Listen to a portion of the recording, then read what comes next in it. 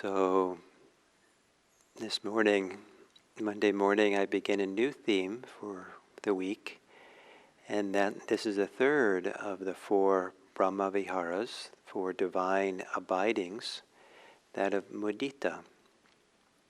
And mudita is often translated into English as either sympathetic joy or appreciative joy. And because those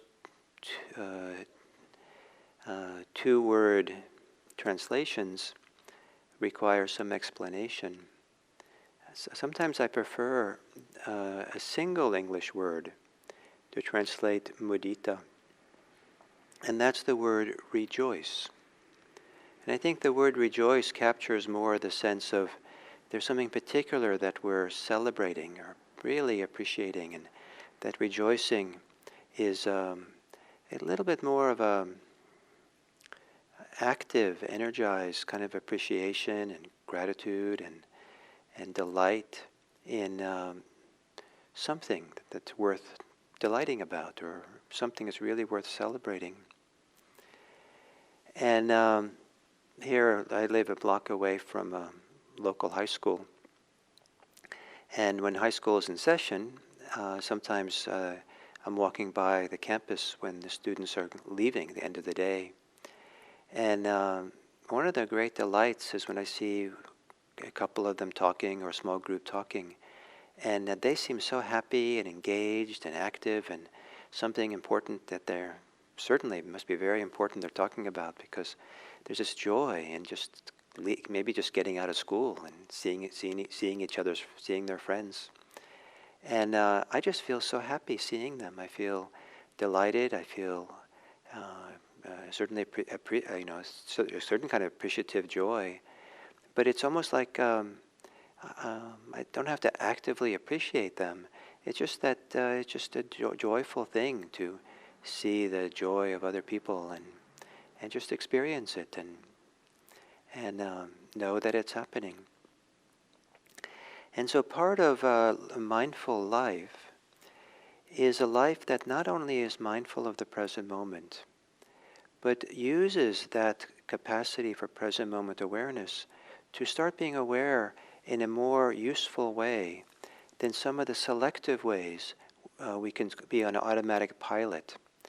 So we know that some people have negativity bias, where they tend to notice what's wrong with themselves or notice what's wrong with the world, and there's a strong, tendency in that direction. There's a danger bias, where people have a strong tendency to look for where the danger is, worried and afraid of things, and very cautious. There's also a lust bias, where we're looking for what can I get, what can I have that brings me pleasure, joy, some kind of just pleasure, and looking for what's nice and what I can have. There's also a anger, hostility bias that some people have, an aversion bias, looking for what's wrong again, but doing with a little bit of hostility. It's particularly painful when it's directed towards oneself. And so people have these blinders on, will have this very selective orientation. And if we're not aware of that, then present moment awareness becomes the support for that selective bias in our awareness and what we're oriented towards. And it's very hard to see it because it's sometimes so ingrained and so habituated, we just think it's normal or natural that we're the way we are. But anyway, the point being that present moment awareness is sometimes we develop that, but it's not always used for a good purpose because of this tendency we have. And so one of the things with a mindful life is to live a little bit deliberately, a little bit with intentionality, with a sense of purpose. And one of them is the purpose to open up beyond the selectivity, open up wider and take in more of what the experience is in a way that maybe is actually more realistic. And one of the things is, one way to do that for many people is to appreciate what's happening, spend a little bit of time looking and being grateful, being appreciative, being delighted by the things that are happening, that are appreciable, that are that bring gratitude, that bring delight, delightable things. Um, and now it can be overdone for sure, and there are people whose selectivity bias is a little bit too romantically focused on how everything is wonderful and good, and so that has its own corrective that's needed. But it isn't so much that we're trying to have a new bias, but really trying to open up and expand and break down the selectivity ways we are, so we have a wider field of what's happening. If we do that really well, chances are we won't be so consumed with our fantasies, our memories, our predictions about the future. And we'll start appreciating more just being present here. And it turns out that there's actually a higher percentage of things that are working and going well in the present moment than our selectivity bias will often pick out and look at. I've had, various things, go wrong with my body. I had surgery last week and surgery a year ago, and different kind of things have happened, and different, I'm getting older, and different things are aching and hurting and doing this and that, and so it's just part of the aging process, and now I could get preoccupied with these things happening in my body, and be upset or be worried or just spend my whole day looking up, searching, reading about every possible nuance of what's going on, and spend my days concerned about it. But I can also appreciate that certainly I have these things my body I have to take care of, but some high percentage, 99%, 99.9%, maybe even higher, of what it takes to make this body operate relatively harmoniously is working. It's working very well. I mean, I don't even know everything that goes on, all the hormones and chemicals and neurons and all the things that are needed, this complicated event that we have in the body, but it's remarkable. It's mostly working, and I'm still able to speak. And what a complicated thing to speak words and know what they mean and string them together. And wow, I shouldn't take this for granted. I'm spending time now with some people who are have senility, and the words are not there, the sentences are not there, the memory's not there, and it's so easy to have a selectivity bias that excludes things, takes things for granted, and so part of the sense of giving purpose to mindfulness, a mindful life, is to begin appreciating things more. And this can give birth to this mudita, this delight, appreciation, this rejoicing in others. And this idea of rejoicing in the success and the good fortune of other people is one of the really great, I think, joys of this practice. And partly it's a joy because it's an antidote to the idea of being self-preoccupied, self-concerned in such a way that we set up a tension between self and other, and where we have jealousy or envy or not that person, or I want that, or why don't I have that, and feeling of inadequacy. But to be able to be genuinely, relaxedly open and appreciative, delighted in the good fortune of other people, like I am delighted seeing these high school students leaving their campus, is one of the great gifts of this mindful life. But don't take it by chance that it might come along.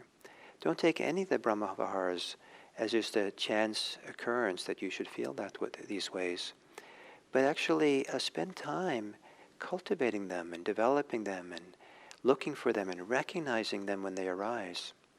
So to begin spending more time in the states or in activities of appreciation And as we appreciate things, I'd encourage you to allow yourself to feel gladness or joy or delight or a kind of pleasure in that.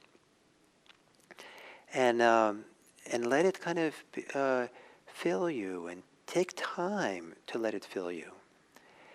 Now, some people might complain that what I'm talking about is, or point out that it might be selfish, and it's self-absorbed, just about myself and how I feel good. And certainly there's a danger of that. But I think for most of us it's the opposite. That what's selfish or self-concerned or conceited are all the preoccupations that go into the selectivity bias we have for our attention.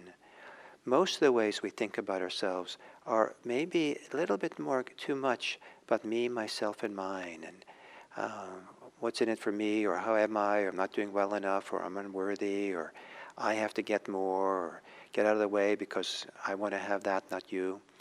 I mean, all kinds of things about self.